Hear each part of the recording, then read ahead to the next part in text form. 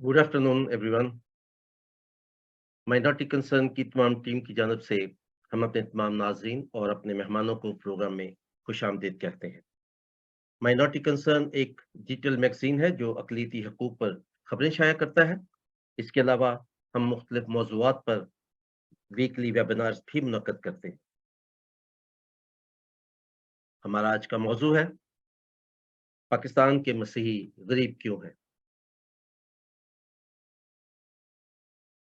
आज के इंतहाई अहम मौजू पर बातचीत करने के लिए हमारे साथ जो साथी मौजूद हैं, उन तमाम ने जड़ामाला के वाक़े पर ग्राउंड पर जाकर हालात का जायज़ा लिया और मसीहों की जो गुर्बत है, उन्होंने करीब से देखी।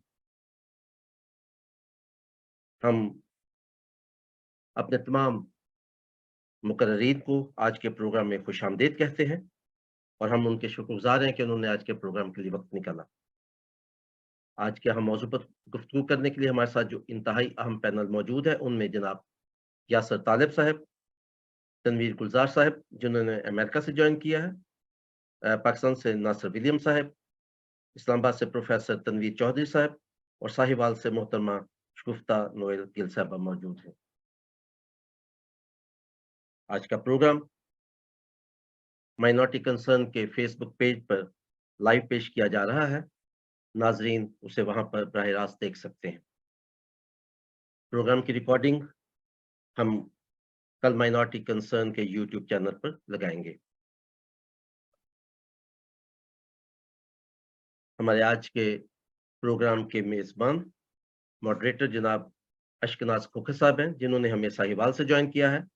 आप इंसानी हकूक़ के कारकुन हैं। तकरीबन अरसा 15 साल से आप सिविल सेक्टर में के साथ मुंसलिक हैं। सेंटर फॉर सोशल जस्टिस के अलावा मुतअद्दिद ऑर्गेनाइज़ेशंस के साथ मुख्तलिफ हैसियतों से काम कर रहे हैं। इसके अलावा आप एक्टिव यूथ ग्रुप के जनरल सेक्रेटरी भी हैं। अब मैं उनसे गुज़ारिश करूँगा कि वो प्रोग्राम को आगे बढ़ाएँ। Over to you Ashkanaz. So thank you very much आप सब दोस्तों, साथियों को और ख़ासतौर पर तमाम नाज़रीन को जिन्होंने हमें जॉइन किया है, आप सबको खुशामदीद। और प्रोग्राम के आगाज़ में ही मैं कहना चाहूँगा कि क्योंकि ये हमारा प्रोग्राम लाइव नशर हो रहा है फ़ेसबुक के ऊपर, तो अगर आप नाज़रीन में से कोई भी सवाल हमारे पैनलिस्ट से साथ करना चाहते हो, तो आप अपना कमेंट्स बॉक्स में या हमें डायरेक्टली हमारे व्हाट्सएप नंबर पर आप अपने क्वेश्चंस हमें भेज सकते हैं। और मैं अपने तमाम पैनलिस्ट का भी शुक्रगुज़ार हूँ जिन्होंने हमें जॉइन किया और आज आपके ज़रिए बहुत सारे जो मालूमात है वो हमारी कम्युनिटी तक पहुँचेगी और फिर ऐसे गुफ्तगू के बाद हम जो भी मिनट्स इसके तैयार करेंगे वो आप सब दोस्तों के साथ शेयर कर सकेंगे। तो मैं सबसे पहले आगाज़ करना चाहूँगा अदारा बैच समाजी इंसाफ के MADP कोऑर्डिनेटर नासिर विलियम साहब के, जो कि वसी तजर्बा रखते हैं और हम जितने दोस्त बैठे हुए हैं हमारे मुताबिक उन्होंने फील्ड में बहुत ज़्यादा काम किया है और मैं चाहूँगा अगर वो अपनी वीडियो ऑन कर लें और हमें बताएं कि पाकिस्तान के अंदर जो एक मसीही कम्युनिटी है, वो पाकिस्तान में बहुत ज़्यादा पस्त हाली की ज़िंदगी गुजार रही है और हमारी ज़्यादातर जो कम्युनिटी है मसीही, वो गुर्बत के हवाले से जानी पहचानी जाती है। तो हम जानना चाहेंगे कि इसकी वजूहत आपकी नज़र में क्या है? क्यों हमारी कम्युनिटी पाकिस्तान के अंदर कमज़ोर है या गुर्बत का शिकार है? जी, बहुत शुक्रिया अशनाज़ साहब और आफ्ताब मुगल साहब और ख़ासतौर पे मिनॉरिटी कंसर्न के प्लेटफ़ॉर्म में आप तमाम दोस्तों को खुशामदीद कहता हूँ। अच्छा दोस्तों, पहली बात तो ये है कि अशनाज़ साहब आपने ये कहा कि बहुत ज़्यादा हमारी जो कम्युनिटी है वो पस्तहाली में है और बहुत ज़्यादा पूरेस्ट गिनी जाती है, लेकिन ऐसा नहीं है।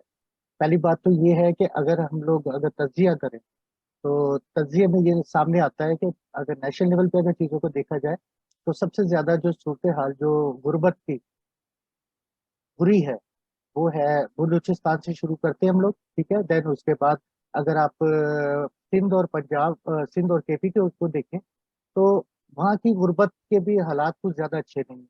85% जो पॉवर्टी के हवाले से अगर बात करें पर कैपिटा, तो बलूचिस्तान की सूरत ज़्यादा बुरी है और 43% सिंध और केपीके की सूरत-ए-हाल है। और अगर पंजाब की देखें तो 31% है, मतलब मच बेटर अगर आप कहें दूसरे प्रोविंस के हवाले से। और इसमें अगर सिंध में देखा जाए तो खासतौर पे थर, बदीन, टंडो मोहम्मद खान और इस तरह के जो इलाके शामिल है जहाँ पे गुर्बत बहुत ज़्यादा है। और इसी तरीके से बलूचिस्तान के भी अगर देखा जाए तो खासतौर पे जहाँ पे डेरा बुक्की और दूसरी जो सिटीज है वहाँ पे है। तो इसलिए शायद मेरे ख्याल में शायद इसमें हौसला मिले। अगर पंजाब की तरफ अगर हम लोग देखते हैं जहाँ के क्रिश्चियन कम्युनिटी की पॉपुलेशन ज्यादा है, तो वहाँ पे सूरत हाल अगर देखा जाए तो जनूबी पंजाब की नहायती खस्ता हालत है। और खासतौर पे वहाँ पे मुजफ्फरगढ़ में अगर देखा जाए तो 64% जो है आपको गुर्बत नजर आएगी। इसी तरीके से राजनपुर भी अगर देखा जाए तो सबसे ज्यादा नजर आएगी। फिर भावलपुर जो है उसके बाद हम कह सकते हैं। सो एनीवे, मैं एक रिपोर्ट पढ़ रहा था जो कि यूएनडीपी और जैसे कि आफ्ताब मुगल साहब यूके से बिलोंग करते हैं, तो Oxford poverty and human development initiatives की रिपोर्ट्स भी मैंने कुछ फॉलो की। मैंने कहा कि आप लोगों के साथ शेयर की जाए, जो कि 4 जुलाई 2016 में जो है शेयर की गई और जो उसके अदाद-ओ-शुमार हैं। तो डायरेक्ट आते हैं हम पॉवर्टी पे। पॉवर्टी को जानने के लिए सबसे पहले हमारे लिए ज्यादा जरूरी है कि कौन से ऐसे इंडिकेटर्स हैं जिसपे कि हम लोग बात कर सकते हैं कि जिसको हम समझते हैं कि ये गुर्बत के साथ जुड़े हुए हैं। तो सबसे पहले मैं बात करता हूँ आपसे हेल्थ की। तो हेल्थ की अगर सूरत हाल देखी जाए तो हेल्थ में 2 इंडिकेटर्स पे हम फोकस करेंगे, जिसमें कि खासतौर पे ग़िज़ाइयत या उनकी न्यूट्रिशंस कैसी हैं, और सेकेंडली हम देखेंगे कि बच्चों की अमवात जो है पैदा होती कितनी हो जाती है। तो ये इंडिकेटर है पॉवर्टी के साथ अगर आप इसको जोड़ें तो। फिर एजुकेशन के इस हवाले से अगर देखें तो कितने बच्चे स्कूल कितने सालों तक जाते हैं, ये भी बहुत ज्यादा कंसर्न है हमारे लिए। फिर हम देखते हैं कि कितने स्कूल में बच्चों की हाजिरी होती है, ये भी एक इंडिकेटर है जिससे कि आपको पता चलता है कि क्या दिलचस्पी है। फिर स्टैंडर्ड ऑफ लिविंग की अगर हम बात करें तो उसमें देखा जाता है कि आपकी गैस कितनी है, और उसके पास गैस की सहूलत है, पानी की सहूलत है या नहीं है, या उसके पास साफ पानी पीने को है या नहीं। इस तरह की तकरीबन कुछ 6 इंडिकेटर जो कि मतलब उनको देखने की जरूरत होती है।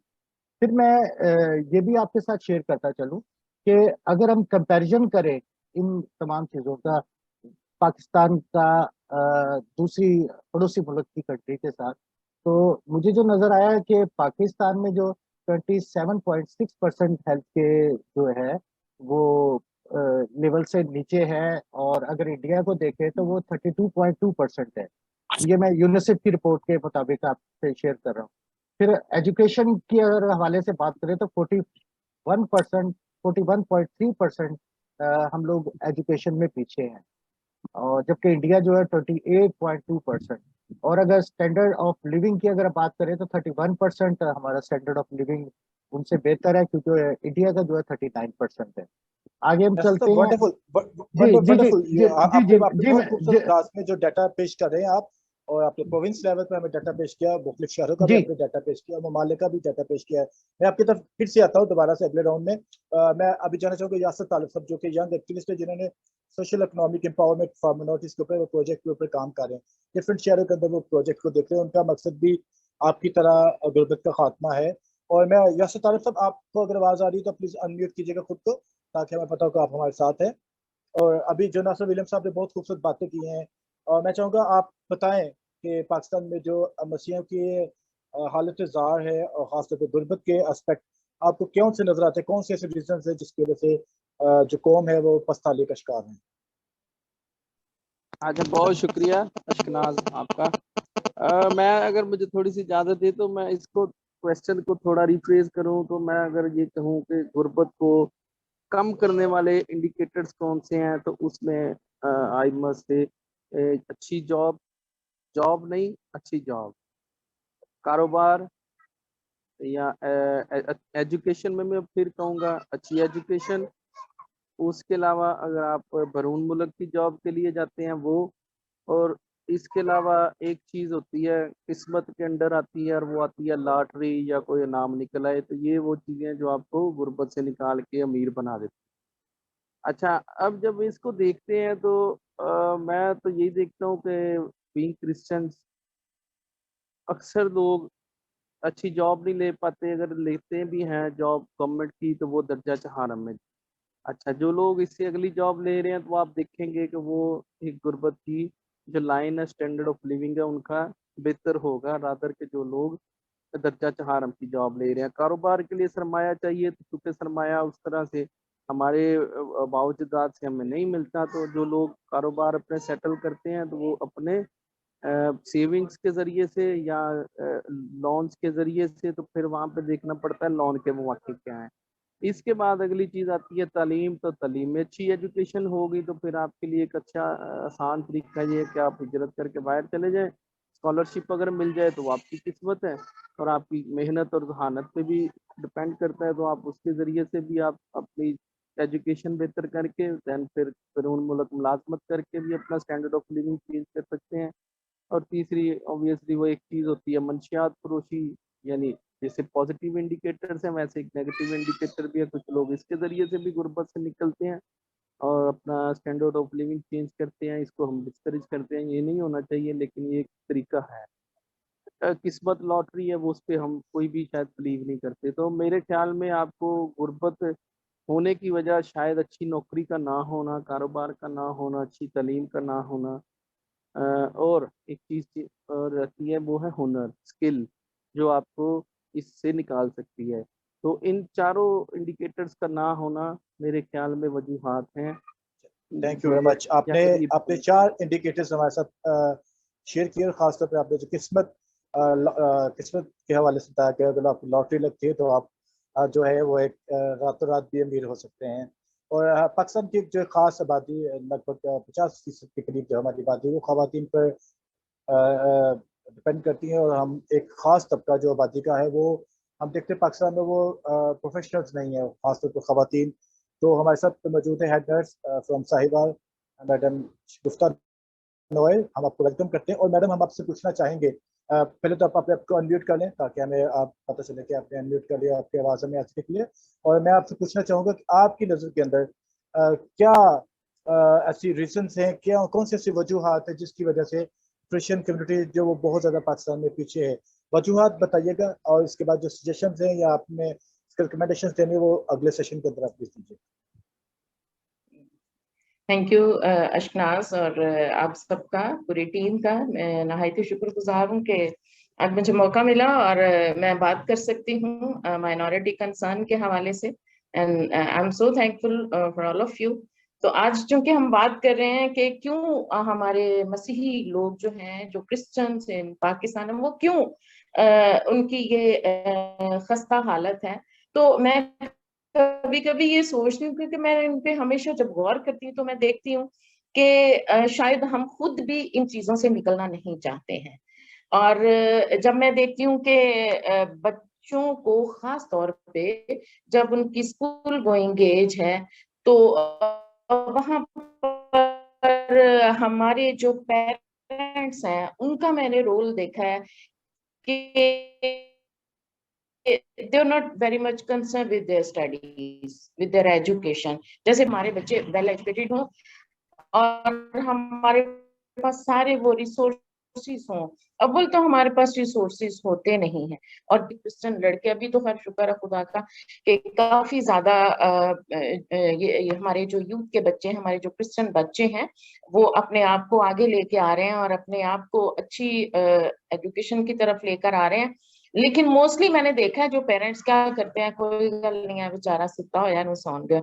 Really I am very ashamed for that कि इस तरह से भी जब पेरेंट्स की तरफ से कोई इस तरह की एप्रिसिएशन नहीं होती। जब मैं जो मेजॉरिटी कम्युनिटी जब उनको देखती हूँ और उनके छोटे छोटे बच्चों को ही किस तरह से ट्रेन किया जाता है, और वो अपने जाते हैं, मदरसे जाते हैं, या छोटे छोटे बच्चे जो होटलों पे काम करते हैं, they have to go and they have to earn for the family. जबकि हमारे जो इस तरह से हमारी कम्युनिटी में जो है काफी ज्यादा पेरेंट्स की तरफ से रिलैक्सेशन है। और जब एजुकेशन चूंकि नंबर कम आते हैं, अगर पढ़ लेते हैं, मार्क्स कम आते हैं, तो जब मार्क्स कम आते हैं तो फिर मेरिट पर नहीं आते, और मेरिट पर अगर आ जाते हैं तो इसके बाद हमारे ऊपर फिर वही चूंकि डिस्क्रिमिनेशन, ये जो रिलीजियस डिस्क्रिमिनेशन है, ये भी हर एक डिपार्टमेंट में हम देखते हैं कि हमें बहुत ज्यादा देखने में मिलती है। और दूसरी बात ये कि जब ये 20 मार्क्स जो हाफिजे कुरान वाले हैं उनको एक्स्ट्रा 20 मार्क्स मिल जाते हैं, तो हमारे माइनॉरिटी के बच्चे जो हैं वो किसी भी फील्ड में पीछे रह जाते हैं। एक बात तो ये हो गई है। दूसरी बात ये कि अगर किसी को कोई जॉब मिल ही जाती है, कोई अच्छी पोस्ट पर चला जाता है, तो फिर क्या होता है कि उन्हें ब्लास्फेमी का ये डर होता है कि हमारे ऊपर ब्लास्फेमी एलिगेशंस जो हैं वो ना लग जाएं, और बिल्कुल एक तलवार चूंकि उनके सर के ऊपर लटक रही होती है, तो इसलिए वो जब काम भी करते हैं और कोई ना कोई जो मेजॉरिटी हमारी कम्युनिटी है वो कोशिश करती है कि इसको किसी ना किसी तरीके से सीट से हलाया जाए और इस सीट से उतारा जाए, क्योंकि मेरे साथ ये खुद ये सारा कुछ हुआ हुआ है। और अभी मेरा ख्याल भाई अशनास आप बेहतर तौर से जानते हैं कि किस तरह से मेरी जो एक सीट थी उसको उन्होंने कोशिश की कि हम इस पे ब्लास्फेमी लगा कर तो हम इसको इस सीट से उतारें। लेकिन मैं कहती हूँ खुदावंद बड़ा मेहरबान है, और जब हम उसके सामने अपनी तमाम दरखास्तें रखते हैं, रिक्वेस्ट रखते हैं, तो वो फिर हमें उसका आंसर भी करता है, ठीक है। लेकिन हमें उसमें खास तौर पे जिन चीजों की जरूरत होती है कि अगर हम दुआ में अपने बच्चों को, अपनी यूथ को, अपनी फैमिलीज को, अपनी क्रिश्चियन कम्युनिटी को रखते हैं, तो डेफिनेटली खुदा हमारे लिए बेहतर रास्ते भी बनाता है। एक बात। दूसरी बात ये कि हमारे अक्सर जो जिम्मेदार क्रिश्चियंस हैं, हमने गांव में देखा उनके पास इतनी जमीनें थी, वो कहाँ चली गई? कभी किसी ने गौर किया क्या होता है? हर क्रिसमस पे 1 एकड़ उन्होंने बेचना होता है। क्यों? क्योंकि they have to celebrate Christmas, और उसको सेलिब्रेशन के लिए they need a lot of money, और उनके पास वही जो थोड़ा बहुत कुछ बच जाता है, कोई जमीन बची होती है, उसको वो सेल करके तो क्या करते हैं, वो अपने क्रिसमस की अपने सेलिब्रेशन एसेट्स करते को हैं। आपके ख्याल के अंदर एसेट्स को बेचकर और इस तरीके से हम अपनी जो जरूरत को पूरा एग्जैक्टली करने के और लिए वो क्योंकि देते, हमारे पास कारोबार नहीं है। एग्जैक्टली जी और वो देते किनको जी, है? वंडरफुल वंडरफुल मेजोरिटी मैम, को। आपने बहुत जी बहुत बहुत खूबसूरत अंदाज में आपने बयान किया। और हमारे साथ इस्लामाबाद से प्रोफेसर तनवीर चौधरी साहब मौजूद हैं। तनवीर चौधरी साहब, अगर आप सुन पा रहे हैं तो प्लीज हमें अपने को अनम्यूट कीजिएगा। और जिस तरीके से हमारे यासिर साहब ने, नासिर विलियम साहब, मैडम शिकस्ता ने बहुत खूबसूरत अंदाज में तफसील फराहम की कि हमारी कम्युनिटी के जो पाकिस्तान में गुर्बत का शिकार होने की ये वजूहत हैं, तो आपकी नज़र में कौन सी ऐसी वजूहत है जो हमारी कम्युनिटी फेस कर रही है जिसकी वजह से हम गुर्बत से निकल नहीं पा रहे, जो आप सोचते हैं कि हमारी कम्युनिटी को ये वजूहत है जिसकी वजह से हम पीछे हैं? तो प्लीज अनम्यूट कीजिएगा खुद को ताकि हम आपको सुन पाए।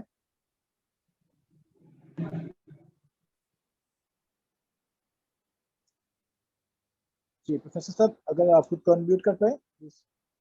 आपके लेफ्ट में, बॉटम लेफ्ट में आपके बटन होगा माइक बना, तो उसके ऊपर क्लिक करेंगे तो आपको माइक नजर आएगा, उसके ऊपर क्लिक करें तो अनम्यूट हो जाएंगे आप। Thank you. ये मेरी आवाज आ रही है शना सर? जी जी आ रही है, प्लीज।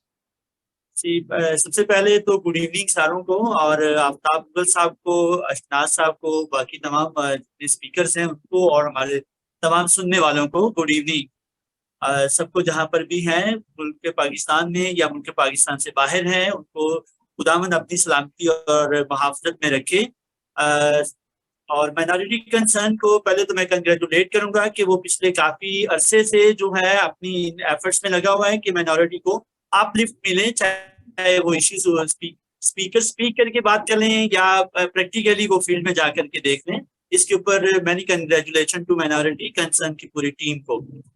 जहाँ बात आपके क्वेश्चन का कि जो है वो गुर्बत में क्यों है, खस्ता हाली क्यों है, इस पे काफी सारी चीजें हैं। सारे स्पीकर्स अपने हिसाब से कह रहे हैं, तो बीइंग एज एन एजुकेशनिस्ट या जर्नलिस्ट होने के नाते से जो मेरी ऑब्जर्वेशन है वो थोड़ी फर्क है। एक प्लान तैयार किया जाता है 1973 में, क्योंकि रियासत एक माँ की तरह होती है। माँ जब अपने बच्चों को थापड़ी नहीं ना देती, शाबाश नहीं देती, अप्रिशिएट नहीं करती, तो कोई भी बच्चा जो है वो काम नहीं करता ध्यान से। माँ ही अपनी बच्चे की नापसंदीदा खाने को उसको खाने के लिए तैयार कर देती है कि बेटा ठीक है ये खाओगे, कल मैं आपके लिए ये बनाऊंगी, ऐसे करूंगी, ऐसे करूं। तो रियासत चूंकि एक माँ की तरह होती है, माँ अपना पॉजिटिव किरदार अदा करने में थोड़ी पीछे है, जिसकी वजह से हम मार्जिनलाइज्ड हो गए। मैं बात कर रहा था 73 में एक हुकूमत आती है और वो नेशनलाइज करती है, और वो एक मुझे कहीं लगता है ऐसा कि कहीं सोचा गया कि ये तो बहुत आगे ना चले जाए, तो जो क्रीम थी पाकिस्तान की वो बाहर चली गई, और वो आज हमें नजर आती है कहीं ना कहीं बाहर दूसरे मुल्कों। मार्जिनलाइज लोग रह गए पीछे, और उनको तरक्की करने के लिए कम से कम 2 जनरेशन यानी 25 और 25-50 साल चाहिए। अब वो लॉ को भी 50 साल हमने उसकी गोल्डन जुबली मना ली, और अब हम भी 50 साल उसको गुजार आए। अब ये राइट टाइम है कि हमें आगे आना चाहिए और माइनॉरिटी किस तरह से चैलेंजेस को कूप कर सकती है, ये भी आगे हम चल के इसको देख लेंगे, जैसे आपने कहा कि अगले सेशन में। इस वक्त जो चैलेंजेस हैं, सबसे पहले है कि हमें रियासत को अपना किरदार बहुत ज्यादा पॉजिटिव करना चाहिए, जैसे वो शेड्यूल कास्ट वालों को मौका देती है जब आर्मी में या किसी और जगह भर्ती करती है, तो उनको एज में भी रिलैक्सेशन होती है, उनको एजुकेशन में भी रिलैक्सेशन होती है, उनको कुछ ना कुछ कंपनसेट करना पड़ेगा गवर्नमेंट के हवाले से। और दूसरा एक जो आज कल 2012 से तो बहुत कॉमन हो गया है, ब्लास्फेमी का इशू जो है, जब ये खौफ भी निकल जाएगा तो जोश वापस आ जाएगा। खौफ हमारे अंदर से नहीं निकल रहा, कोई किसी भी डेजिग्नेशन पे काम कर रहा है, वो छोटे पे या बड़े पे, हुकूमती सतह पर अभी तक हम जो अनाउंसमेंट्स होती हैं उन पर हुकूमत खुद अमल दरामद नहीं कर रही हो। अभी रिसेंट एक वाकया ले लीजिए कि वही शख्स जो मसाजिद में ऐलान कर रहा था कि उठें जड़ावाला के लोगों को ऐसा वैसा कर दें, वो आईजी पंजाब के साथ घूम रहा था। तो यहाँ से हमें डर आता है कि हम किस तरफ से मूव करें।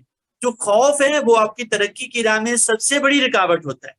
तो आज खौफ भी है, लेकिन चूंकि हमारी कौम बहादुर कौम है और वो एक जिंदा नजात दहिंदा को मानने वाली है, सेक्रीफाइसेस करने वाली है, तो आज जरूरत है कौम को कि एजुकेशन को किसी सूरत ना छोड़ें, जितने भी चैलेंजेस आज वंडरफुल वंडरफुल। एजुकेशन को जब छोड़ रहे हैं। और प्रोफेसर तनवीर साहब, आपका कहना है कि अगर हम खौफ से निजात हासिल करते हैं और तालीम हासिल करते हैं तो हमें जरूर ऐसी सीढ़ियां मिलती जिनकी वजह से हम परवान चढ़ सकते हैं। तो मैं क्योंकि आपके पास आना चाहूंगा दोबारा, आपने बहुत let me the last word of this please. Education के साथ साथ जो खौफ तो दूर होगा, जो चैलेंजेस आएंगे, हमें टेक्निकल एजुकेशन के ऊपर जोर देना है, क्योंकि हम हाई प्रोफाइल चीजों में हम नहीं जा रहे, अगर जाते भी हैं तो हमारे लिए प्रॉब्लम्स हैं। तो हम टेक्निकल तौर पर अपने छोटे छोटे बिजनेसेस डेवलप करके हम फाइनेंशियली ऊपर आ सकते हैं। जी प्रोफेसर साहब ने बहुत खूबसूरत बात की। अभी मैं आपके साथ इंट्रोड्यूस करवाना चाहूंगा। आपने कहा कि हमें आना पड़ेगा स्किल्ड एजुकेशन की तरफ, अपने लोगों को हुनर की तरफ राग़िब करना चाहेगा। तो मैं भी आपको इंट्रोड्यूस करना चाहूँगा सेल्फ मेड पर्सनैलिटी हमारे साथ तनवीर गुलजार साहब। हम आपको वेलकम करते हैं क्योंकि आपने very early in the morning हमें यूएस से अभी शायद 5 साढ़े 5 के वक्त आपने ज्वाइन किया है। हम आपकी शुक्रगुजार है कि आपने मिनोरिटी कंसर्न के लिए वक्त निकाला। और जो हमारे साथ तनवीर गुलजार साहब है वो पाकिस्तान में वक्तन फक्त ह्यूमन राइट्स एक्टिविटीज़ को वो देखते हैं, स्पॉन्सर्ड भी करते हैं, बैंकर भी हैं और एंटरप्रेन्योर भी हैं, और खासतौर पर इन्होंने रिजॉइस ऑफ अपैरल मैन्युफैक्चरिंग के नाम से बिजनेस स्टार्ट किया है जंग में, खासतौर पर एम्पावरिंग माइनॉरिटीज वीमेंस। और हम देखते हैं कि स्किल्ड एजुकेशन के हवाले से भी हमने बात की। इन्होंने बहुत सारी खवातीन को वहाँ पर एजुकेशन दी है, स्किल्ड एजुकेशन, ताकि वो कुछ हुनर हासिल करते हुए अपने खानदान के लिए कमाई का जरिया बन सके। तो ऐसी खवातीन भी उन्होंने शामिल की जिनके पास तालीम नहीं थी, लेकिन उन्होंने उनको हुनर दिया ताकि वो अपने घर के लिए कुछ माली मामले का सुबह बन सके। तो तनवीर साहब आपको खुश आमदीद कहते हैं। और आप प्लीज हमें बताइएगा क्योंकि आपने एक बहुत कठिन मरहले में से गुजरते हुए आपको इस मकाम पर लाए हैं कि आप बहुत से लोगों की मदद कर सकते हैं। तो आपकी नज़र में कौन सी ऐसी वजूहात है मसीही कम्युनिटी की जिसकी वजह से आज तक हम गुर्बत का शिकार हैं? Thank you very much Mughal साहब और अशनाज भाई, आपने मुझे इनवाइट किया, उसके लिए मैं आपका बड़ा शुक्रगुजार हूँ। ये टॉपिक जो है हमारा कि हम गरीब क्यों हैं, इसमें मुझे ज़्यादा नंबर्स का नहीं पता। I am not going to go into numbers, statistics और कोई भी जो stories, I mean history, because I am not a historian and I am not a constitutionist. I'd like to stay very specifically talk to the question कि हमारा question क्या है। जैसे किसी दोस्त ने बात की, हिस्ट्री में 1947 से शुरू हुआ ये सारा, ये कोई नया बात नहीं है। ये जो आइडिया था मसीहियों को गरीब रखने का, ये 1947 में ही स्टार्ट हो गया था। तो I am not going to go in there as I said, I mean, but लेकिन जो क्वेश्चन है मेरे नज़दीक, हमें ये देखना है कि किस तरह से हमारे लोगों को गरीब रखा गया। So that's one aspect of the question, but there's another aspect कि हम खुद क्यों गरीब रहे। उसका ये है कि हम लोग, I'm sorry अगर किसी को मेरी बात अच्छी ना लगे, तो मोस्टली मैंने देखा है कि हम लोग अपनी जिम्मेदारी से भागते हैं और अपनी गुर्बत का जो जिम्मेदार है वो हम हुकूमत को समझते हैं या दूसरों को समझते हैं। That's number 2। हमारे घरों में हम मोस्टली हम ये कहते हैं कि जी हम क्रिश्चियंस हैं, but we have to understand, we have to consider ourselves and see कि हाउ क्रिश्चियन वी आर। हम कितने क्रिश्चियंस हैं? Are we nominal Christians? Are we practical Christian? Are we practising the Christianity as a faith और as a relationship? That's मैं मतलब ये जो चीजें हैं मैं ज़ाती तौर पे मैंने महसूस की हैं, मैं उसके बारे में आपको बताऊंगा अगर मेरे पास 2 मिनट होंगे। तीसरा है कि हम जो तालीम है, जैसे बहुत से लोगों ने कहा कि तालीम बड़ी इंपॉर्टेंट है, तालीम is very important, we have to make sure कि our kids go to school और जैसे स्किल्ड एजुकेशन है, but we have to say कि वो हमारी प्रायोरिटी क्या है। हमारे घर में तालीम सबसे नंबर 1 पे उसकी प्रायोरिटी है या सबसे पहले एलसीडी है या जो टीवी वगैरह है या अदर चीज है। वी हैव टू अंडरस्टैंड कि प्रायोरिटीज क्या है, we have to consider our priorities. और उसके बाद we have to also talk about कि हमारी जो मेहनत है उसको अमली और सोची समझी एक स्ट्रेटजी के जरिए करना। ये नहीं होना चाहिए कि हमने आज का जो दिन है वो टपाना है और उसके बाद विल सी व्हाट हैपेंस। ठीक है, वेरी इंपॉर्टेंट पार्ट जो मैं समझता हूँ कि हम क्यों गरीब हैं एज अ कौम, कि हमारी जो सियासी और मजहबी लीडरशिप है हम उन पे अंधाधुंध भरोसा करते हैं और सियासी और मजहबी जो टोले होते हैं मैं मतलब मैं जैसे मैंने कहा कि ये थोड़ी सी कड़वी हो सकती है, आई एम सॉरी, तो मेरा ये ख्याल है कि वो जो मुफाद परस्त टोले होते हैं उनकी बातों को सच समझना और उनके पीछे लग जाना, दैट इज मेरे मुताबिक ये हमारी जो रीजंस हैं। अभी अगर 1 मिनट और देंगे तो मैं बताऊंगा कि मैं क्यों ये कहता हूँ। मैं एक हाई स्कूल चला रहा हूँ, ठीक है, मैंने मेरे पास कोई 20 का स्टाफ है, तो वी मेक श्योर कि हम उनको अच्छी तनख्वाह दें। जो हमारा एक रूटीन बनी है कि जो क्रिश्चियन स्कूल में लोगों को कम पैसे दिए जाते हैं, हम उससे हट के काम करते हैं। तो मैं आपको ये बता दूं कि मेरे पास मुस्लिम टीचर्स भी हैं पर मेरे पास क्रिश्चियन टीचर्स भी हैं, लेकिन मुझे बड़े अफसोस से कहना पड़ता है कि जितने भी क्रिश्चियन टीचर्स हैं, I am really sorry to say that, उनमें से तमाम की जो कारकर्दगी है वो नीचे से ऊपर आती है और जो मुस्लिम्स हैं दे स्टार्ट फ्रॉम अबव। मेरे जो मुस्लिम टीचर्स हैं और उसका फर्ज करें अपना सिलेबस तैयार करके नहीं आते, उनकी प्रायोरिटी बच्चे नहीं होते, उनकी प्रायोरिटीज और होती हैं। देयर आर कपल टीचर्स जो रात को मतलब सारी रात जागते हैं, I don't know what they do, लेकिन सुबह को लेट स्कूल आते हैं या फिर आते नहीं हैं। जी हो गया हमारी वजह, हम दूसरों को कहते हैं, गवर्नमेंट को कहते हैं कि हमें अपॉर्चुनिटीज नहीं मिलती है, लेकिन ये भी सोचना कि whether are we doing enough for ourselves, our kids. एक और बात कहूंगा उसके बाद मैं आपको, अगर मैं जस्ट मुझे अशनाज भाई जब मैं ज्यादा चला जाऊं तो मुझे आप रोक सकते हैं, पर लेकिन मेरा ख्याल है कि ये बड़ा इंपॉर्टेंट है कि हम ये अंडरस्टैंड करें कि आया कि गवर्नमेंट ही हमारी जुर्मदार है या जो लोग हमारे सियासी या जो दूसरे सोशल लीडरशिप वही हैं, हम जाती तौर पे क्या करते हैं। मैं आपको बताता हूँ एक मिसाल। अभी मैंने एक फैक्ट्री छोटी सी शुरू की है जिसमें हम कपड़े बनाते हैं। उसके लिए मैंने चुना एक बैकवर्ड एरिया को, झंग को चुना, फैसलाबाद से मैंने सारे लोगों को लेके आया। एवरी डे 6 AM मैं उठता हूँ और उनके साथ बात करता हूँ। और जो पिछले हफ्ते मैं इस मकाम पे पहुंच गया था कि मैंने सोचा कि यार मैंने बहुत गलत काम किया है। मैंने जिन लोगों को आप फ्री काम सिखा रहे हो और काम सीखने के भी पैसे दे रहे हो, जैसे होजरी कहते हैं, वो होजरी खोली है, एक इंडस्ट्रियल टेलरिंग है जिस वो कहीं पे भी जाएंगी तो they will at least make 25,000 rupees a month. तो उनमें से मोस्टली जो है उनका हर रोज कोई ना कोई बहाना होता है, जी मैं बीमार हूं, मेरी शादी है, ये है वो है। So people are not interested. मुझे ये लगता है कि लोग हमारे ये चाहते हैं कि हमें सिर्फ प्लेट में रख के दिया जाए और हमें काम नहीं करने दिया जाए। काम करने के लिए जो है वो हम तनवीर साहब आपका कहना ये कि जिस वजह से अभी तक जो है वो क्रिश्चियन कम्युनिटी लातलती का इजहार करी, इस वजह से हम गुर्बत का शिकार भी है। तो मैं चाहूँगा कि आपने बहुत खूबसूरत बातें की और शुक्रगुजार है कि आप इतनी दूर से हमारे साथ शामिल भी हैं। अभी हमारे साथ मौजूद है नासिर विलियम साहब को मैंने बताया कि वो उनका किसी तजुर्बा भी है और वो फिटनेस नशिश के हवाले से भी पाकिस्तान में बड़ा बेहतरीन किस्म का काम कर रहे हैं। और वो लोग जो कि पाकिस्तान में तहकीक पर मबनी अशात करते हैं या मुख्तलिफ इशूज़ के ऊपर डाटा कलेक्ट करते हैं, उनमें से सर्वफिस्ट नासिर विलियम साहब का नाम आता है। तो नासिर विलियम साहब, यहाँ पर काफ़ी लोगों ने हमारे साथ बात शेयर की है कि स्टेट जो है वो शायद इस बात को एड्रेस कर नहीं पा रही कि गुर्बत का खात्मा किस तरीके से किया जाए या उनकी पॉलिसी में कहीं कोई खलल है।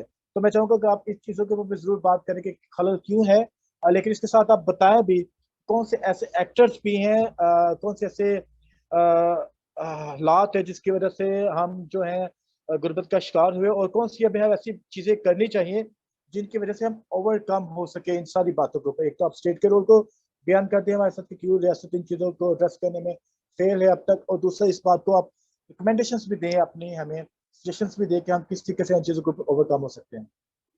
ओके, बहुत शुक्रिया अशनाज।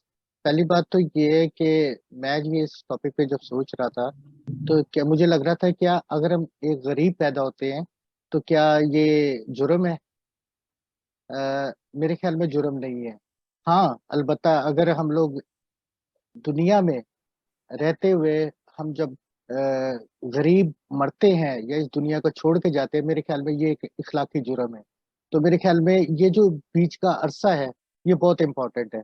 मैं जो शुरू में जो मैंने डिटेल बात आपसे की कि पाकिस्तान में क्या सूरत हाल है कंपैरिजन, तो 5 साल से लेके 16 साल तक के बच्चे जो है स्कूल से बाहर है, जिनकी तादाद तकरीबन कोई 2 करोड़ 28 लाख के करीब है। तो मेरे ख्याल में उनमें हमारे बच्चे भी शामिल हैं। तो ये एक्चुअल में मैं ओवरऑल पिक्चर आप लोगों के साथ इस वजह से शेयर कर रहा हूँ ताकि हम इतने ज्यादा डीमोटिवेट ना हो कि बहुत सारी चीजें ऐसी हैं जिससे कि हमें जो है ना समझने की जरूरत है। अच्छा, अब रही बात, एक दोस्त ने बात की जैसे 1972 का जो खासतौर पे जो है नेशनलाइजेशन का जो पॉलिसी बनी, उसमें डेफिनेटली वो एक फैक्टर जरूर है। लेकिन आप मुझे ये बताएं कि जो हमारे जो इस वक्त मिशनरी स्कूल हैं उनकी तरफ से क्या मतलब कोई ऐसे इनिशिएटिव्स लिए गए हैं कि, क्योंकि जो अच्छे स्कूलों में आप देखें कोई भी वजीर आजम आता है, सदर आता है, वो कहता है कि जी मैं क्रिश्चियन स्कूल में पढ़ा। तो क्या हमारे बच्चे भी उस स्कूल में पढ़ने के मतलब पोजीशन में थे? नहीं थे, क्योंकि उनकी जो फीसेस काफी ज्यादा होती है, उनके लिए मुश्किल होता है। अब पॉइंट ये है, जो जहां तक मैं समझता हूँ कि एक तो हमारे रवैये हैं जो कि स्टीरियोटाइप, हम लोग बहुत सारे ऐसी चीजों में घुसे हुए हैं या अभी तक निकल नहीं पाए। हम लोग वही रवायती अपने कल्चर और उस एटीट्यूड को जो है वह हम छोड़ नहीं पा रहे। तो मुझे लगता है कि बेसिकली जिम्मेदार पहले हम लोग खुद हैं, क्योंकि ये जो विशियस साइकिल में से अगर आपने निकलना है तो उसके लिए या तो एजुकेशन है आपको निकलने के लिए मिलेगी या अपॉर्चुनिटीज मिलेगी। अब ये अपॉर्चुनिटीज और एजुकेशन जो है या स्किल्स की, जैसे दोस्तों ने बात की, डेफिनेटली एक स्किल जो है वो ये भी बहुत बड़ा एक इम्पॉर्टेंट मैं समझता हूँ इंडिकेटर है कि जिससे कि आप उस विशियस साइकिल से आप बाहर निकल सकते हैं। सो प्रॉब्लम सबसे बड़ा जो मुझे लगता है, जो लैक ऑफ इंफॉर्मेशन सबसे बड़ा, फिर लैक ऑफ एजुकेशन सबसे बड़ा। तो मैं समझता हूँ कि एक इंफॉर्मेशन के गैप की मैंने क्यों बात की, वो मैंने इस वजह से की कि जब आपके पास जॉब कोटा भी है, आपके पास बहुत सारी ऐसे एडवर्टाइजमेंट आती हैं, आप कोई एक अगर दोस्त अगर हमारा अगर ये कहता है कि मेरे बेटे को जॉब नहीं मिलती, तो क्या उसने कभी डॉन अखबार खरीदा है, उसमें क्लासिफाइड को चेक किया है, या फिर कभी उसने ऐसा किया है कि मैं ऐसे वेबसाइट्स को चेक करूं जहां से कि मुझे जॉब अपॉर्चुनिटीज मिल सके? तो आपने देखा होगा कि 1-2 साल पहले भी जो बर्गमैन कमीशन ने जो एक डेटा कलेक्ट किया, उसमें 19,000 से ज्यादा तो निश्चित ऐसी थी जो कि खाली जा रही हैं, आपके कुछ बात नहीं। फिर सेकंड आप जॉब कोटा की जो बात के साथ साथ मैं कहूँगा एजुकेशन कोटा, हम लोगों ने जॉब कोटा के साथ उसको रिलेट किया कि हमारे लोगों में इतनी कैपेसिटी नहीं होती, जिस वजह से वो 5% जॉब कोटा में अप्लाई नहीं करते। तो एजुकेशन कोटा की तरफ हम गए, जिसमें 2% कोटा पंजाब में मिला। अब सूरत हाल ये है कि हमारे बहुत सारे बच्चे जो हैं वो उनको ये पता नहीं होता कि वहाँ पे जॉब कोटा जो एजुकेशन कोटा है उसको भी मैंने हासिल करना है नहीं करना। अगर यूनिवर्सिटी रिस्पांस पॉजिटिव दे रही तो क्या हम इसके लिए कर सकते हैं? मैं समझता हूँ कि बेसिकली पहले तो हम अपने आप को जिम्मेवार ठहराएंगे। ओवरऑल अगर देखा जाए, अब रियासत की अगर बात करते हैं तो रियासत तो 2,28,00,000 बच्चों का कुछ नहीं सोच रही। तो आप क्या सोचते हैं कि हमारे बच्चे कोई खास है? तो मेरे ख्याल में ओवरऑल रियासत जो है, खासतौर पर मुआशी तौर पे मैं समझता हूँ कि उसकी बेहतरी में अभी बहुत ज्यादा संगे मील बाकी है, और हमें शायद मेरे ख्याल में अभी और इंतजार करना पड़ेगा, या फिर एक अच्छे लीडर का जो फुकदान नजर आता है इस हमारे मुल्क में, रियासत में, उसको मेरे ख्याल में हमें देखना पड़ेगा। रियासतें तरक्की करती है, मुश्किल मुश्किल वक्त आता है। आप सिंगापुर की मिसाल ले लें, ऐसे तो बहुत सारी मिसालें। तो आखिर में मैं एक बात जरूर आपके साथ करूंगा कि हमें जो है सबसे पहले अपने रवैयों को बदलने की जरूरत है। वो दोस्त ने हमारे ने बहुत अच्छी बात की कि प्रायोरिटी सेट करनी पड़ेगी। हमें प्रायोरिटी सेट करनी पड़ेगी कि एजुकेशन को प्रायोरिटी देनी है, ना कि आपने केबल वाले की फीस पहले देनी है, या फिर आपने एलसीडी लेनी है, या फिर आपने शादी में नया जोड़ा सिलवा के जाना है, ना आपने वो पंजाबी में कहते हैं ना कीके करना। तो ये कीके वाले चक्कर जो अभी भी अगर आप देखें ना, वो उन बस्तियों में, छोटी छोटी बस्तियों में, जैसे कि जिसमें जड़ा वाला भी आ जाती है, उनमें कल्चर क्या है? कल्चर के ये है कि वो छोटे छोटे अपने इवेंट करते हैं और उसमें बेइंतहा जो अपना पैसा जाया करते हैं। तो मैं समझता हूँ कि आपको जब तक मतलब एजुकेशन की अहमियत से कौन जो है मतलब डिनाई कर सकता है, लेकिन इम्पोर्टेंट जो चीज ये है कि एजुकेशन के साथ मैं ये समझता हूँ कि जिस तरह कहते हैं ना, education is not only information but formation. तरबियत जो है ये सबसे पहले जरूरी है, क्योंकि तरबियत ही आपको बताएगी कि एजुकेशन की अहमियत क्या है। जी नासिर साहब, अभी अपने अपने अपने अल्फाज में कहा कि जब तक हम रवैयों में तब्दीली नहीं लाते और जब तक हम इंफॉर्मेशन गैप को फिल नहीं करते, तब तक हम जो है अपने टारगेट्स को अचीव नहीं कर पाते। तो हमारे साथ यासिर साहब है जो कि सीम प्रोजेक्ट करते हैं। उनका मकसद भी सीम प्रोजेक्ट का यही है कि जो गैप है इंफॉर्मेशन का, उसको किस तरीके से फिल किया जाए। तो अगर यासिर साहब आप हमें सुन पा रहे हैं तो प्लीज़ हमें बताइएगा कि आपकी नज़र के अंदर रियासत क्यों इन चीज़ों को एड्रेस करने के हवाले से फेलियर का शिकार है, और आप क्या सजेस्ट करना चाहेंगे उन मेजर एक्टर्स को जो कि जिम्मेदारान हैं इन तमाम चीज़ों को एड्रेस करने के? यस साहब, आपकी आवाज नहीं आ रही, प्लीज मैं दोबारा से चेक कीजिएगा प्लीज। अभी आ रही है आवाज आपको? जी जी जी, बिल्कुल ठीक है, बिल्कुल ठीक है जी। आपने 2 क्वेश्चन कर दिए हैं। स्टेट फील्ड वाला क्वेश्चन अभी है शायद, और वो सजेशन वाला मैं अगले हिस्से में बता दूं। मैं चाहूँ कि अच्छा, हम दोनों को मर्ज करें, दोनों सेशंस को मर्ज करें ड्यू टू टाइम। अच्छा मैं दोनों फिर इकट्ठे, तो फिर थोड़ा टाइम ज्यादा चाहिए होगा। सिंपल, एक तो पहले ये देखना पड़ेगा ना, जब हम कहते हैं स्टेट फेल्ड, तो फेल्ड स्टेट कहाँ पे हुई है? आइदर वो कुछ कर रहे हैं तब फेल हुए हैं, कि कुछ कर ही नहीं रहे। क्योंकि मेरी तो अंडरस्टैंडिंग यही है कि बंदा जब कुछ करता है तभी फेल होता है। सो मैं शुरू करता हूँ कि स्टेट की पॉलिसीज हैं या इफेक्टिव नहीं है, या है ही नहीं। तो मेरी नॉलेज के मुताबिक पंजाब में बड़ी अच्छी पॉलिसीज थी। एक अदारा है PSPA, जो पंजाब सोशल प्रोटेक्शन अथॉरिटी के नाम से काम करता है। उसके अंडर एजुकेशन के लिए भी स्कॉलरशिप्स थी, और वो सभी के लिए थी। इसी तरह PVTC है, वो पंजाब वोकेशन ट्रेनिंग इंस्टीट्यूट है, वो ट्रेनिंग के लिए काम करता है।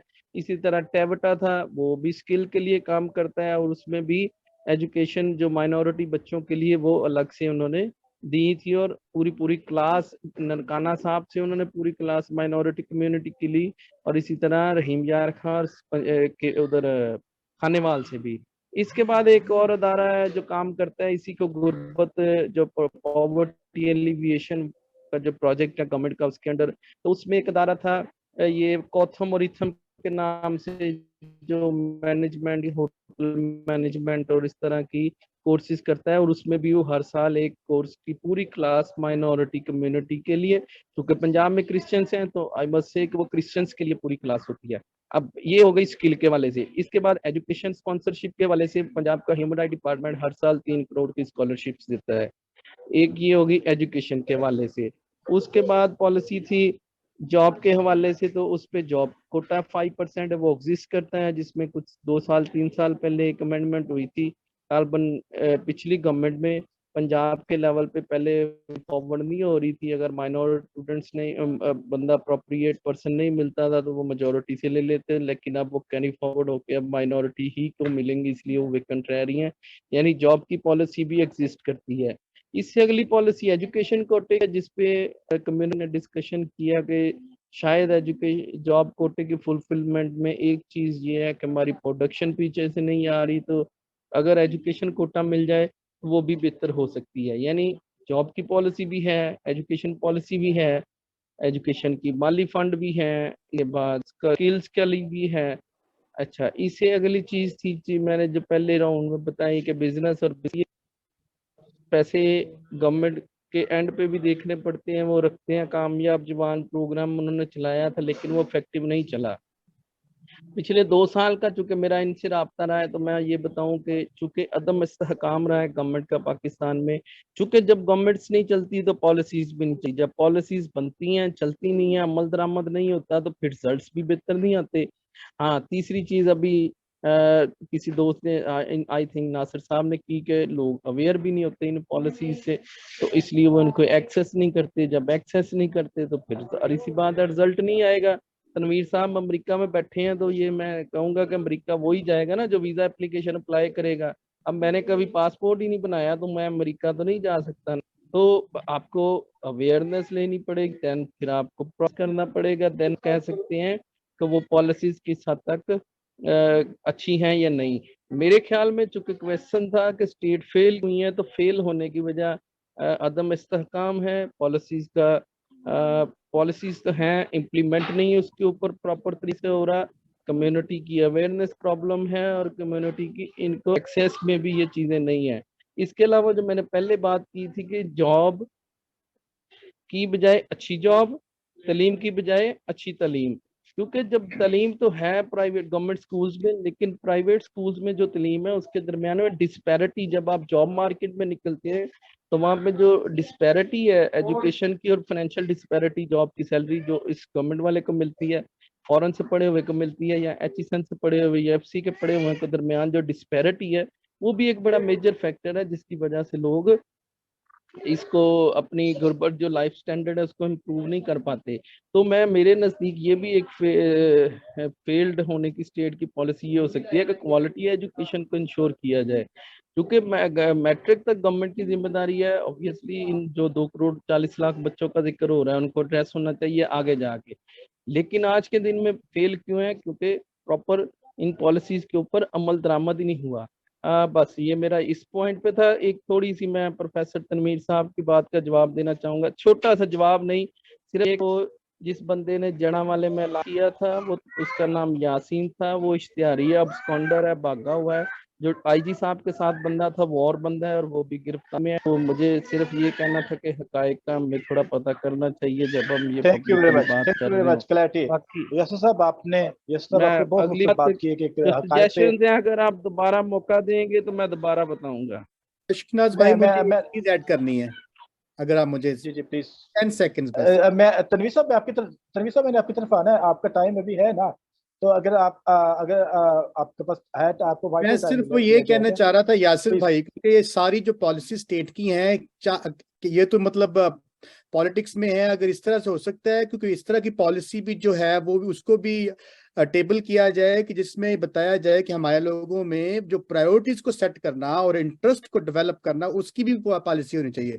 तमाम पॉलिसी जो है वो मेरा ख्याल है वो किसी काम की नहीं है जब तक हमारे अंदर इंटरेस्ट नहीं है और हमारी प्रायोरिटी सेट नहीं है। मैं ये कहना चाहता था। चलिए यासिर साहब, नासिर साहब कुछ ऐड करना चाहते हैं आप जो बात तनवीर साहब ने की है, क्योंकि रिगार्डिंग आप दोनों के हवाले से बात की।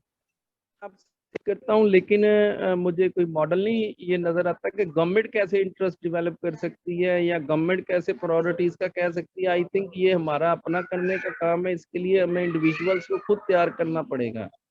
चलो thank you very much. Individuals को जब तक हम तैयार नहीं करते तब तक तो हमारे साथ मौजूद हैं ओनली वन फीमेल आइडेंटिटी, अगर 50% हमारी आबादी जो है फीमेल्स की, लेकिन हमने लाजमी तौर पर एक खतून को साथ में शामिल किया है ताकि वो पूरे पाकिस्तान की और उन तमाम खवातीन की नुमाइंदगी कर सके जिनका ताल्लुक अक़लियत के साथ है। तो मैम आपने तो काफ़ी चैलेंजेस भी फेस किए हैं, और तो मैं चाहूँगा कि प्लीज़ आप क्योंकि हमारे दोस्तों ने बताया कि रियासत के फेलियर के बारे में से बात काफ़ी की है, मैं चाहता हूँ आप रिकमेंडेशंस दें। आप आपकी नज़र में क्या ऐसा काम किया जा सकता है, क्योंकि आपका चर्च काफ़ी ताल्लुक है, तो आप चर्च के कौन से किए जा सकते हैं जिसकी वजह से हमारी कम्युनिटी को गुर्बत के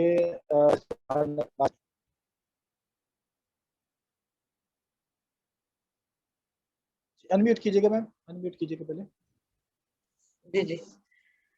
जी अशनाज भाई, यासर भाई ने बात की, मैं ये सारा सुन रही थी कि जब मतलब गवर्नमेंट अपनी पॉलिसीज बना रही है और इसमें स्कॉलरशिप्स दे रही है लाइक दिस, तो मैं जब देखती हूँ कि उसकी जो एलिजिबिलिटीज होती हैं या उसकी जो रिस्ट्रिक्शंस होती हैं वो इस कदर इतनी ज्यादा होती हैं कि बहुत सारे लोग उसको फिलफिल नहीं कर सकते। अब होता क्या है कि वो फर्ज करें कि वो लगा देते हैं कि जी अगर एक घराने की इतनी इनकम है तो उनके लिए ये स्कॉलरशिप नहीं है। अब मुझे बताएं कि वो अगर एक बंदे की एक फैमिली की 30,000 पर मंथ उनकी सैलरी है, तो क्या वो सैलरी उस खानदान के लिए तो सफिशिएंट है, लेकिन क्या वो अपने बच्चों की एजुकेशन के लिए इतनी सैलरी में वो उनको यूनिवर्सिटीज में ये अच्छी उनको एजुकेशन दिला सकते हैं या नहीं दिला सकते? तो अगर गवर्नमेंट पॉलिसीज बनाती है तो उसमें फिर यहाँ पे थोड़ी सी रिलैक्सेशन, बिकॉज हमें पता है कि बाहर से बहुत सारे फंड्स आते हैं और वो कुछ चंद लोगों को देकर, तो दे वांट टू शो कि हाँ जी जरूर हमने दिए हैं, लेकिन सारे के सारे जितने हमारे क्रिश्चियन बच्चे होते हैं जो डिजर्व करते हैं वो वहां तक नहीं पहुंच पाते। सो मैं ये इस बात के लिए मैंने बीच में थोड़ा ऐड किया है। दूसरी बात ये कि जैसे स्टेट के हवाले से बात करेंगे कि जब हमारे लोग जो हैं वो बड़ी सीटों पे पहुंच जाते हैं, तो आप देखें कि उनको वो फुल अथॉरिटीज जो है ना वो मिलनी चाहिए ताकि वो अपनी सारी अथॉरिटीज को इस्तेमाल कर सकें। आप जानते हैं शायद कि डॉक्टर मार्टिन का बेटा जो था वो अगर एसी लगा तो उसके साथ उन्होंने क्या किया, लाइक अगर उसके पास अथॉरिटीज हैं वो अगर इस्तेमाल कर रहा है वो अपने लोगों को भी अकोमोडेट करेगा, वो मेरिट पे काम करेगा। और मेरिट पर हम लोग काम करना चाहते नहीं है, क्योंकि हमारी गवर्नमेंट जिस डगर पर चल रही है उसके अकॉर्डिंगली ही हमें भी चलना है। अगर आप 2 नंबर काम करते हैं देन इट्स ओके, अगर आप 2 नंबर काम नहीं कर रहे, अगर आप ऑनेस्टली काम कर रहे हैं। अभी ये रिसेंटली ये जो जड़ावाला का इंसिडेंस हुआ है, आप देखें यहाँ पर भी हमारे जो शौकत संधू साहब है एसी, वो अपने ऑनेस्टली काम कर रहे थे। और अगर जब वो ऑनेस्टली काम करते हैं, वो उस एरिया के लिए एक रोल मॉडल बनना चाहते हैं, तो उनको बनने दिया नहीं जा रहा। तो अब ये सारी चीजें हैं, और जब हमें वो सीटें मिल जाती हैं तो फिर अल्टीमेटली अथॉरिटीज भी पॉलिसीज बनाती है माइनॉरिटी के लिए, क्योंकि हम माइनॉरिटी में पहली बात ये कि वो इस बात को इतना ज्यादा टॉप प्रायोरिटी नहीं देते हैं। और अगर कहीं एक्सटर्नल कोई इन पे प्रेशर होता है तो इस वजह से कुछ बना भी लेते हैं प्रायोरिटीज, तो वो सिर्फ सोशल मीडिया की हद तक होता है। और सोशल मीडिया में उसकी बड़ी एडवर्टाइजमेंट आपको सारा हर जगह पर मिलेगी, लेकिन होता क्या है कि इम्प्लीमेंटेशन उसकी सिर्फ और सिर्फ डॉक्यूमेंटेशन में होती है। उसकी इम्प्लीमेंटेशन बहुत कम हमें देखने में आई है। और एक और जो बात मैं इससे पहले मैं बात करना चाह रही थी, तो सो आपने मीन्स के नहीं बात करने दी, क्योंकि एक रीजन मैंने यहाँ लिखी हुई थी एडिक्शन। अब ये एडिक्शन जो है ना ये स्टेट का काम नहीं है, ये हमारे अपने लोग जो हैं वो खुद उसमें से जब तक नहीं निकलेंगे तो सारी बस्तियों में आप देखें, जितनी बस्तियां हैं, जितने क्रिश्चियन जो थोड़ा बहुत कमाते हैं उसमें लगा देते हैं, और फिर उनका लिविंग स्टैंडर्ड जो है वो ड्रॉप से ड्रॉप होता जा रहा है। मैं समझती हूँ कि इसमें जो है वो स्टेट का कोई रोल नहीं है, वो तो हमने खुद अपनी एडिक्शन की जो आदत है मैम, आप काफी ज्यादा हमारे क्रिश्चियन में भी जाती है, तो अब ये बस्तियों में से लेकर हमारे जो क्रिश्चियन विलेजेस है, ये एडिक्शन की आदत वहाँ पर बहुत ज्यादा अपना जो है पंजे गाड़ चुकी है। Thank you very much for raising this suggestion. मैं अभी जानना चाहूँगा प्रोफेसर तलवीर साहब की तरफ। प्रोफेसर साहब प्लीज बताइएगा, आपने हिस्टोरिकली हमें बताया कि कौन सी स्टेट के ऐसे एस्पेक्ट्स है जिसकी वजह से हमसे चीज़ें वापस ली गई और हम उनको अभी तक चीज़ों को किस तरीके से रिहेबिलिटेट नहीं कर पा रहे ना। तो प्लीज आप बताइएगा, आपकी नजर के अंदर कौन सी ऐसी चीजें रियासत की तरफ से होनी चाहिए, कौन सी ऐसी चीजें तंजीमों की तरफ से होनी चाहिए, कौन से ऐसे इकदाम चर्च की तरफ से किए जाने चाहिए जिसकी वजह से गुर्बत का खात्मा हो। अशनाज साहब, बहुत सारे दोस्तों ने यहाँ कहा कि हमें अपने तवक्कुआत को जो है वो लिमिटेड करना चाहिए।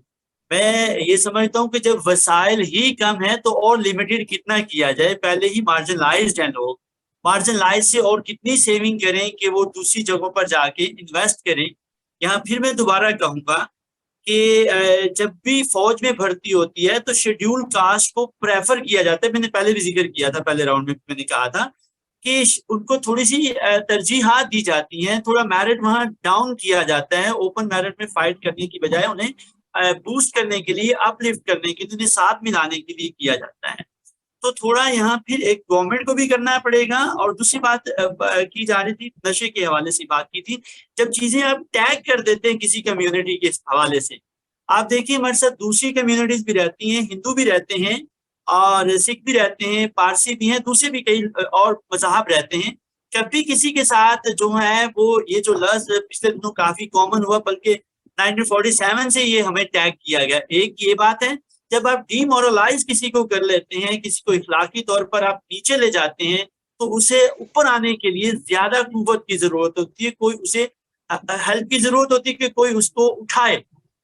पॉलिसीज की बात कर रहे हैं कि जितनी सारी पॉलिसीज कर रहे हैं, मुझे लगता है कि पॉलिसीज तो इतनी बन नहीं रही जितनी एडवर्टाइज होती है, एक नंबर। सेकेंडली, जो सबसे बड़ी बात है, प्रेशर ग्रुप्स यहाँ बहुत ज्यादा हैं, जो हुकूमत को ही स्टेबल, किसी भी हुकूमत को स्टेबल होने नहीं दे रहे।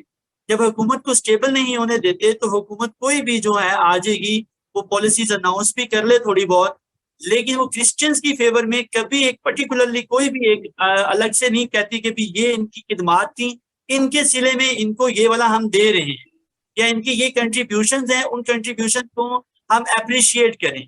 आप देख लीजिए, इतने सारे लोग हैं जो मास्टर डिग्री हैं, अब कम्युनिटी में लोग ज्यादा अनपढ़ नहीं रह गए। आज जो नहीं जा रहे स्कूल वो एक अलग इशू है, या जो बस्तियों कॉलोनियों में रहते हैं, थोड़ी उनके वसाइल कम है, उनके वसाइल को कैसे अपलिफ्ट किया जाए।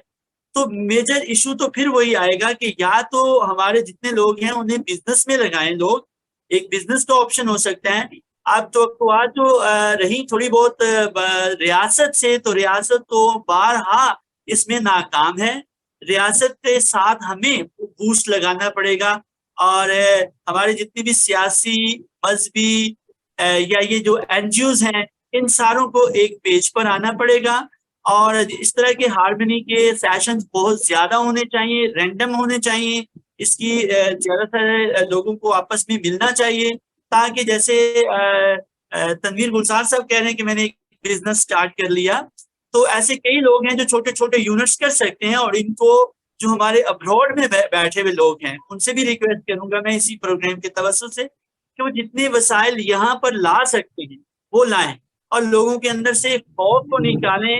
रियासत को थोड़ा बहुत लिफ्ट करने की जरूरत है कि वो थोड़े से हमारा हाथ पकड़ें तो हम आगे जाएंगे। लेकिन रियासत क्या कर रही है, दिन ब दिन हमें कभी सेंसिस में नीचे ले जाती है, 47 से 81 और फिर 2018 तक तादाद ठीक रहती है, फिर किसी तरह से सेंसिस में ला के वो नीचे नंबर दिखा करके कहीं ना कहीं रियासत को भी प्रेशर ग्रुप्स ने अंडर एस्टिमेट किया हुआ है, जिसकी वजह से कॉन्स्टिट्यूशन के तहत कोई राइट्स दिए ही नहीं जा रहे, और जो राइट्स थोड़े बहुत मिलते हैं। आपका कहना ये है कि जब तक आबादियों को कम गिना जाता है, अफराद को कम गिना जाता है, तब तक उनको वसाइल की फराहमी उस तरीके से पूरी कम्युनिटी के लिए अवेल नहीं की जाती है, बल्कि उनको कम वसाइल मिलते हैं। Thank you very much for your suggestion. अभी सॉरी, मैं एक छोटी सी एग्जांपल देना चाहूंगा। एक यूनिवर्सिटी है यहाँ की, इस्लामाबाद की एक यूनिवर्सिटी है, वहाँ ग्रेजुएशन पास की सनील नामी स्टूडेंट है, मैं इसलिए इसको कोट कर रहा हूँ ताकि वो केस मेरे पास है, अभी भी है। सनील साहब ने पास किया बीए डिग्री के लिए अप्लाई किया, तो कहा गया कि आपने तो उस पर जो ऑब्जेक्शन लगाया डिग्री ना देने के लिए कि आपने इस्लामियात लाजमी पढ़ी है। कहेंगे तो मैं वो सारे डॉक्यूमेंट्स भेज सकता हूँ। इस्लामियात लाजमी क्यों पढ़ी है? आपको तो एथिक्स पढ़नी थी। अभी ये जो अभी हमारे पास जो आगे एडमिशन हो रहे हैं, आप उसमें एनरोल होइए और नया आप पढ़िए। मुझे बताइए, उसने 2 साल लगा के ग्रेजुएशन कंप्लीट की, पता नहीं कैसे की। अब वो इस्लामियात पेपर पास कर चुका है, उसे डिग्री जारी नहीं की जा रही। तो यहाँ पर एक रियासत को किरदार अदा करना पड़ेगा, जिससे हमारे लोगों के अंदर से खौफ निकले और वो जोश के साथ, सोच के साथ अच्छे तरीके से अपनी वीकनेसेस पे काबू डालें और आगे रोल प्ले करें। चौधरी साहब, आपने बहुत सारी बातों को जो है वो हाईलाइट किया, हम अब शुक्रगुजार हैं। आपने बिजनेस की भी बात की, तो क्योंकि हमारे साथ बिजनेस टाइकन भी साथ में बैठे हैं, तनवीर गुलजार साहब यहाँ से कुछ दिनों में शिपिंग भी करने लगे, जो इन्होंने सामान जो अपने वर्कर्स से तैयार करवाया, जो इनके स्टूडेंट्स थे, तो किसी तरीके से उनको लेके जा रहे। तो मैं चाहूँगा कि अगर आप तनवीर साहब बुलेट्स के अंदर हमें बताएं कि कौन सी ऐसी आपकी रिकमेंडेशन या सजेशंस है जिसको हम इम्प्लीमेंट कर सके अपनी कम्युनिटी के अंदर। नॉट हम हर चीज़ हुकूमत से एक्सपेक्ट करने के बजाय कम्युनिटी की तरफ से या हमारे जो स्टेक होल्डर्स जो एलीट क्लास के लोग हैं वो किस तरीके से इन चीज़ों को करें ताकि हमारे जो काम है वो थोड़े से आसान हो सके। जी, बहुत सारी क्रीम तो वैसे ही पाकिस्तान से बाहर चली गई, सेटल हो गई। अब जो रह गई है वो जोश मार रही है, वो जा रही है। ठीक है, वो ट्राई में है कि किसी तरह से हम निकल जाएं और हम और हमारे बच्चे सेव हो जाएं। इसलिए हमारी मार्जिनलाइज के लिए यही होगी कि वो अपनी मदद आपके तहत थोड़ी सी कोशिश करें। और जिन लोगों के पास वसाइल हैं, इस्माइली एक कम्युनिटी है, मैं उनकी बात करूंगा।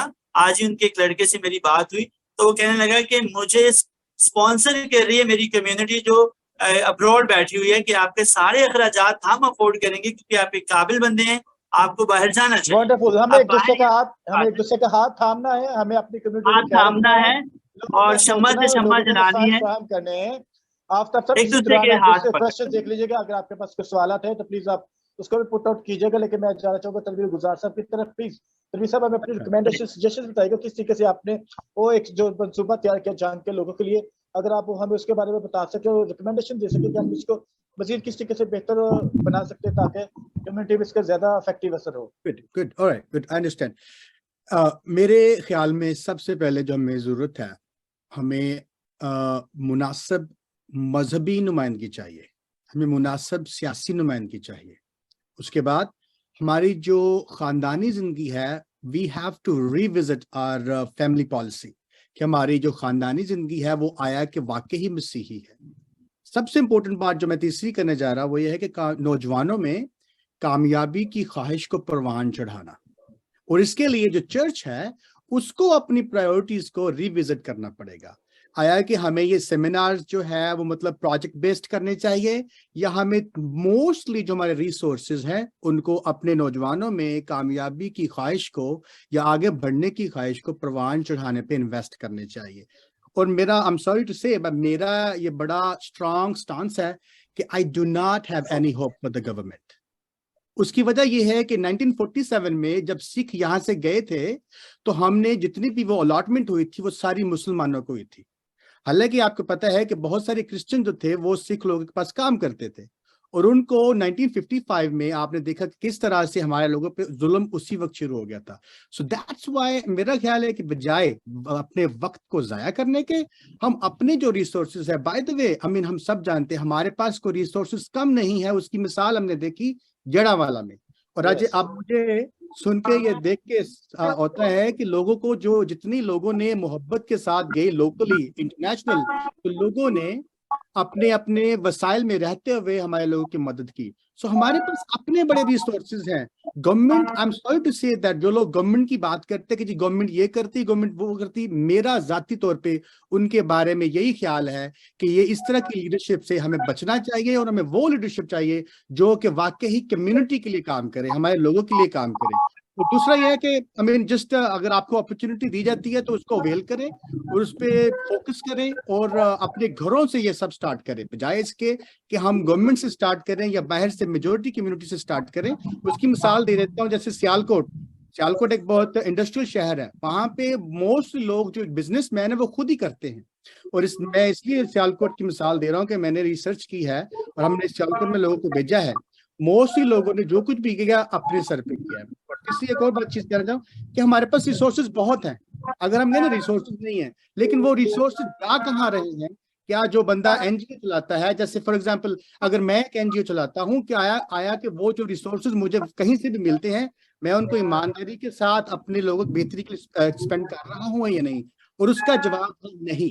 मोस्टली जो हमारे लोग ज्यादातर कह रहा हूँ, सारे नहीं कह रहा, ज्यादातर हमारे लोग जो है वो अपनी ग्रोथ पे करते हैं, काम करते हैं, बजाय इसके कि हम दूसरों की कम्युनिटी जिनके लिए हम बैठे हैं या काम कर रहे हैं उनको हम सपोर्ट करें। मेरा जो लास्ट दो लफ्ज ये है कि हमें अपने लोगों को खुद आगे लेके आना है, गवर्नमेंट पे हमें नहीं देखना। Thank you.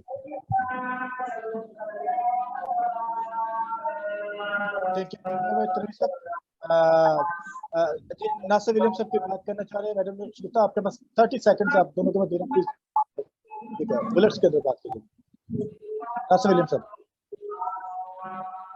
जी बहुत बहुत शुक्रिया। अच्छा, पहली बात तो ये है कि ज़ाहिर है कि अभी प्रोग्राम के इख्तिताम में मैं क्या कहूँ वो बात रह जाती है।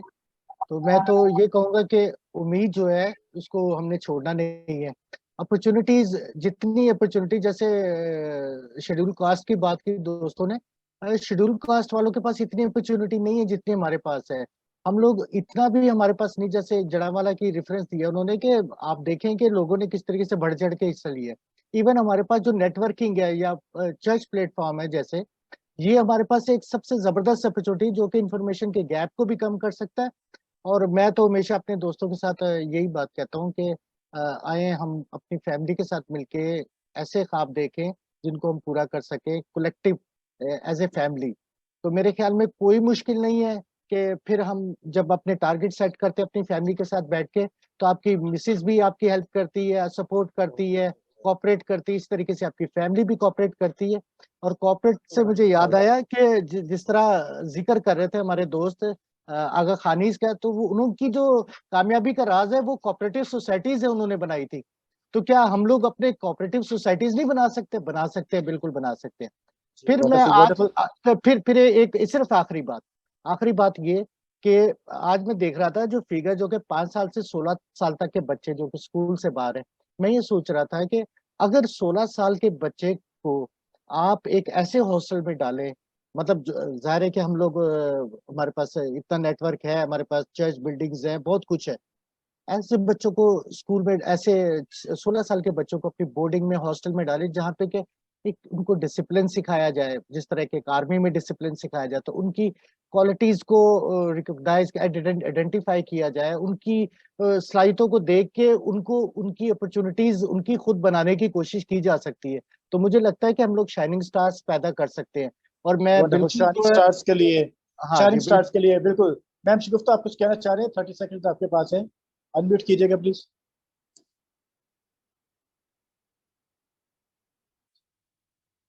जी मैम, अनम्यूट कीजिएगा खुद को। हाँ जी, मेरे भाई बैठे हुए हैं तनवीर गुलजार साहब, तो उन्होंने बड़ी अच्छी बात की कि चर्च लेवल पे ये सारी चीजें जो हैं, like they need to revisit their policies. तो मैं एक बात आपके गोश गुजार करना चाहूंगी कि चर्च लेवल पर वी ट्राइड अ लॉट। हमने बच्चों को इकट्ठा करने की कोशिश की, बच्चों को मोटिवेशन देने की कोशिश की। इवन मी माई सेल्फ, मैं उनको बिस्तर में से निकाल कर लेकर आती थी, but they were not ready to come to the church. और वो मुझे देखकर नहर पर भाग जाते थे और मैं उनको नहर से पकड़ पकड़ कर लेकर आती थी कि आप आए, बैठे, आपकी हम इस तरह से काउंसलिंग करें या बाइबल स्टडी करें, या आपकी नेक्स्ट आपकी किस तरह से आप अपने आप को ग्रो कर सकते हैं, तो आप आए। They were not ready to come to the church. और यकीन करें कि मैं बड़े अफसोस के साथ इस बात को कहना चाहूंगी कि यूथ को जो है चर्च में लेकर आना और उनकी काउंसलिंग करना इट्स क्वाइट डिफिकल्ट, क्योंकि मैं देखती हूँ कि ये बच्चे जो है ना वो अपनी अपनी उसमें दिन दुनिया में रहते हैं, they don't want to come to the church. तो फिर हम वहां पर क्या करें? चले मैम, ये भी आपने बड़ी अच्छी बात की है। वो फ्रांसिस ने 2020 के अंदर अनाउंस किया था सिलेट 2023 को, जो अक्टूबर में फाइनल होने के लिए जा रहा है, उसका डॉक्यूमेंट तैयार होने के लिए जा रहा है, जिसका मकसद ये था कि उन तमाम लोगों को शामिल किया जाए जो चर्च आते हैं या चर्च नहीं आते। चर्च से खफा भी लोग हैं बहुत सारे ना, जिनका मान मुख्तलिफ भी हो सकता है, उनसे भी आपने सजेशन लेनी कि लोगों को हम किस तरीके से अपने चर्च में ला सकते हैं, या चर्च को फ्यूचर चर्च कैसा दिखना चाहते हैं। लेकिन पाकिस्तान के अंदर जिस तरीके से तनवीर गुलजार साहब ने बताया कि मजहबी शख्सियात ने ये डेफिनेटली कैथलिक का प्रोग्राम था, तो कैथलिक चर्च में इसको पैरिशेस से शुरू करना था, छोटे चर्चेस सेंटर से शुरू करना था। कहीं भी पाकिस्तान के अंदर मैंने पैरिशेस के अंदर ऐसे प्रोग्राम्स नहीं देखे।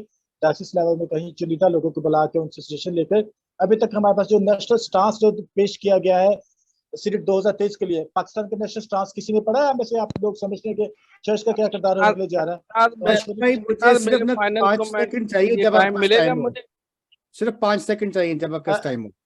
जी सर, आपके पास 5 सेकंड, आपके पास 5 सेकंड। यासर साहब आपके साथ तनवीर साहब शुरू कीजिएगा प्लीज, मिनट खत्म हो चुके हैं टाइम के। मैं ये कहना चाह रहा था कि मुझे खुशी है अभी, क्योंकि हमारा मोस्टली हम फैसलाबाद डायसिस में मेरा ख्याल है कि ज्यादा फैसलाबाद डायसिस से हैं। मैं ये कहना चाहता हूँ कि जो हमारे बिशप इंद्रियास अहमद हैं, डॉक्टर बिशप इंद्रियास अहमद, मैं उनके साथ बड़े क्लोजली मतलब काम करता हूँ, और मैं आई मस्ट से कि उनको उनकी प्रायोरिटीज पता है। He is very clear about his priorities, और वो इस तरह के जो एक्शंस हैं वो ले रहे हैं, वो इस तरह के काम कर रहे हैं जिससे महसूस होता है कि the church is for the people. और मतलब जिस तरह बिशप जी अभी यूनिवर्सिटी अनाउंस की है, अगर मुझे नहीं पता आपको किसी को पता या नहीं, बिशप जी ने यूनिवर्सिटी अनाउंस की है जो कि पाकिस्तान की पहली कैथोलिक यूनिवर्सिटी होगी शायद, हाँ। तो उसके लिए वो काम कर रहे हैं, और मैं चाहता हूं कि आप सब मेहरबानी करके बिशप जी का साथ दें, और उनको जहां पे भी उनको जरूरत हो उनके साथ खड़े हो, और उनको बताएं कि जी हमारी सपोर्ट आपके साथ। मैं ये कहना चाह रहा था कि he is working so much. ये जो जंग में स्कूल मैंने लिया है ये क्लोज हो गया था, लेकिन बिशप जी ने मुझे रिक्वेस्ट की, तनवीर आप इसको अडॉप्ट करें। उन्होंने ओकाडा में भी ऐसा कर रहे हैं, तो ही इज टेकिंग मंडे को काड़ा में जिस स्कूल का इफ्तार करने आया था, उसके बाद वो हमारे साहिवाल में एक कॉन्फ्रेंस में आ रहे हैं जो कि हम ऑर्गेनाइज कर रहे हैं साहिवाल में। तो बिशप साहब परसों में ऐसे प्रोग्राम होंगे मंडे को 3 बजे साहिवाल में। So Bishop Indrias is a good start. So Bishop Indrias is a good start. We must stand with him. Yeah. Yes, sir. Please.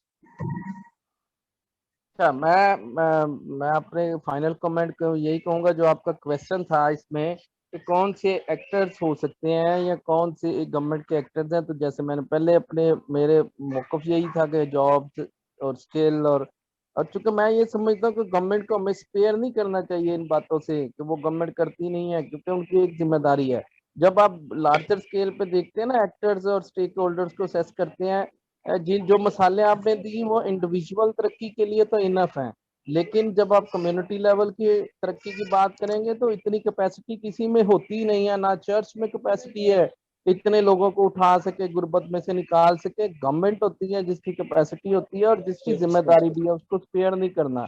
इसलिए गवर्नमेंट, पॉलिटिकल जो लीडरशिप है, रिलीजियस लीडरशिप, बिजनेसमैन जो सरमाया दे सकते हैं, इन सबको जब तक सिंसियर एफर्ट्स इनकी तरफ से नहीं आती, मीनिंगफुल सब्सटेंटिव एक्शंस इनकी तरफ से नहीं आते, और सब पंचवा आखिरी स्टेक होल्डर बनता है अवाम, जिसकी तरक्की की बात है। अगर वो ही नहीं तरक्की करना चाह रहा, उसकी ख्वाहिश ही नहीं तरक्की की, उसकी ख्वाहिश ही नहीं गुर्बत से निकलने की, उसको अगर ड्रीम ही नहीं है उसमें से निकलने का, और विजिलेंट होके उसको अप्रोच करना पड़ेगा इन तमाम कैरेक्टर्स को, अपनी पॉलिटिकल लीडरशिप को, अपनी जो रिलीजियस लीडरशिप है उसको, उसके जो भी प्रोग्राम्स हैं उसमें शामिल होना। जैसे आपने अभी यूनिवर्सिटी की मिसाल दी, प्रोफेसर बना रहे हैं कैथलिक वाले, तो भाई जो ऑलरेडी गवर्नमेंट की बनी है उनमें दाखिले लेने में क्या मसला है? यानी आपकी एजुकेशन रेट ही एक्सेस होगा ना साहब, उसमें मसला है।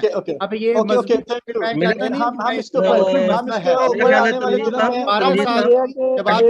वाले दिनों में प्लीज इसे एतराज किया जाए, उसमें कम्युनिटी का ही नुकसान होता है। नहीं, थैंक यू वेरी मच जी, sorry up to you Aftab Sahab, stage is over to you जी। ये मतलब जो है ना, ये क्रॉस डिस्कशन जो है ना, ये मतलब ये इतना अच्छा जो है वो नहीं देता मैसेज।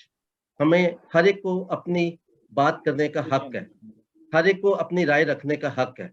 हमें से कोई नहीं कह सकता कि मैं दूसरे से अफजल हूं। जब हम अपने स्पीकर्स बुलाते हैं तो हमारे लिए तमाम स्पीकर्स बहुत मोहतरम होते हैं, और इसलिए आप अपनी बात कीजिए, उसके बाद दूसरों की बात को कबूल कीजिए। ये टॉलरेंस की पहली बुनियादी शर्त है। Thank you very much. मेरी अशकनाज साहब, मेरी तरफ से बात हो चुकी है, और माजरत अगर मेरी तरफ से कोई डिस्टर्बेंस हुई है, लेकिन मेरे पॉइंट आ चुके हैं। Thank you. Ashkanaz mic on करें।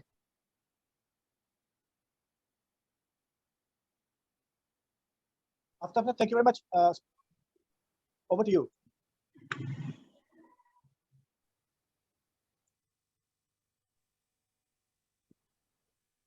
आफ्ताब साहब अनम्यूट कीजिएगा प्लीज। जी, thank you very much Ashkanaz. Nelson Mandela ने पॉवर्टी के बारे में कहा था कि poverty is not an accident like slavery and apartheid. It is man-made and can be removed by the actions of human beings. आज के मौजू पर हमारे साथियों ने नहायत थॉट प्रोवोकिंग गुफ्तगू की। यकीनन हमारे नाजरीन को इस मौजू को एड्रेस करने के लिए बेहतर रहनुमाई मिली होगी। मुझे यकीनन ज़ाती तौर पर भी बहुत कुछ सीखने का मौका मिला। हमारे साथियों ने एक्सटर्नल और इंटरनल दोनों हवालों से बात की कि कौन से चैलेंजेस हैं अगर पाकिस्तानी मसीही गरीब हैं। तो मैं सिर्फ 2 रेफरेंसेस आपके सामने रखना चाहता हूं कि इसमें कोई शक नहीं कि पाकिस्तान के मसीही जो हैं वो गरीबों में से भी सबसे ज्यादा गरीब है। चंद साल पहले एनसीजेपी ने एक सर्वे किया था, उनकी एक रिपोर्ट है जिसके मुताबिक उन्होंने बताया था कि जब पाकिस्तान में तालीम का रेशियो 52% था तो उस वक्त क्रिश्चियंस का रेशियो 19% था। हालांकि हमारे पास अपने क्रिश्चियन स्कूल्स भी हैं इसके बावजूद। और मैं समझता हूँ कि हमारे एक साथी ने यहाँ पे बात की डिमोरलाइजेशन की, तो आप इस मुआशरे में रहते हैं जहाँ पे जब आपको वो कन्वर्ट करना चाहते हो तो आप कहते हैं कि आप क्रिश्चियन नहीं लगते। आप किस किस्म की सोसाइटी में कैसे अपने आप को तरक्की की तरफ ले जा सकते हैं, कैसे एक बेहतर जिंदगी का ख्वाब देख सकते हैं। हर इंसान बेहतर जिंदगी का ख्वाब देखता है। ये कहना कि इंसानों में वो अर्ज नहीं है, शायद ये उन गरीबों के साथ ज्यादती है। किसी भी इशू की जो जड़ें होती हैं वो 3 तरीकों से देखी जाती हैं, उसके हिस्टोरिकल पर्सपेक्टिव में, उसके स्ट्रक्चरल पर्सपेक्टिव में और उसके कल्चरल पर्सपेक्टिव में। इन तीनों पर बात करने के लिए हमारे पास यहाँ पे आज वक्त नहीं था, लेकिन हम 2-3 चीजों का जिक्र मैं यहाँ पे जरूर करना चाहता हूँ कि हम एक ऐसे मुआशरे में रहते हैं जहाँ पे हमारे बहुत से मसाइल, उनकी जड़ें समाजी और जमहूरी रवैयों के साथ जुड़ी हुई। हम समझते हैं कि अल्टीमेट जिम्मेदारी रियासत की है, क्योंकि मैं रियासत का शहरी हूँ, मैं खानदान का फर्ज जरूर हूँ, मैं एक मुआशरे में रहता हूँ, मैं एक चर्च जरूर जाता हूँ, लेकिन at the end of the day मैं रियासत की जिम्मेदारी हूँ कि रियासत ने मुझे तालीम देनी है, साफ पानी देना है, मुझे अच्छी सड़कें देनी है, अच्छा स्कूल देना है, जिंदगी की बुनियादी सहूलतें देनी है और मुझे तहफ़्फ़ुज़ फराहम करना है। हमारी जो गुर्बत की जिम्मेदारी पाकिस्तान में वो रियासत पर उसी तरह आयद होती है जिस तरह किसी दूसरी रियासत पर आयद होती है। जो पाकिस्तान में अक़लियतों का इशू है कि अक़लियतें गरीब हैं, ये पाकिस्तान के बनने के साथ ही शुरू हो गया था और 1950s में इसी वजह से 2% कोटा रखा गया था। ये दूसरी बात है कि उस पर अमल दरामद नहीं हुआ। हम समझते हैं कि पाकिस्तान जो है उस पर 3 किस्म की जिम्मेदारियां आयद होती हैं। एक तो बैसियत रियासत के उसकी अखलाकी जिम्मेदारी है, दूसरे उसकी आईनी जिम्मेदारी है और तीसरे पाकिस्तान क्योंकि इंटरनेशनल कम्युनिटी का मेंबर है और उसने बहुत से इंटरनेशनल ह्यूमन राइट्स ट्रीटी पर साइन किए हैं, लिहाजा पाकिस्तान की जिम्मेदारी है कि वो पाकिस्तान में रहने वाले तमाम शहरियों और बिलखुसूस जो कमजोर तबकात हैं जिनमें मसीही और हिंदू दोनों सर फहरिस्त हैं, उनकी तरक्की के लिए काम करें। हम उम्मीद करते हैं कि रियासत अपनी इखलाकी कानूनी जिम्मेदारियों का अदराक करते हुए पाकिस्तान के मसीहों को गुर्बत से निकालने के लिए ठोस इक़दाम करें। इसके साथ ही हम आपसे इजाज़त चाहेंगे। अगले प्रोग्राम के साथ आपसे फिर मुलाकात होगी। जाते जाते अपने इर्द गिर्द रहने वाले तमाम इंसानों का ख्याल रखिए। शायद आपका एक छोटा सा अमल बहुत से इंसानों की जिंदगी में रोशनी भर दे। Thank you very much. आपका बहुत शुक्रिया। मैं आखिर में अपने तमाम जो हमारे आज के स्पीकर्स हैं उनका शुक्रिया अदा करना चाहता हूं, जिनमें हमारे साथ शामिल थे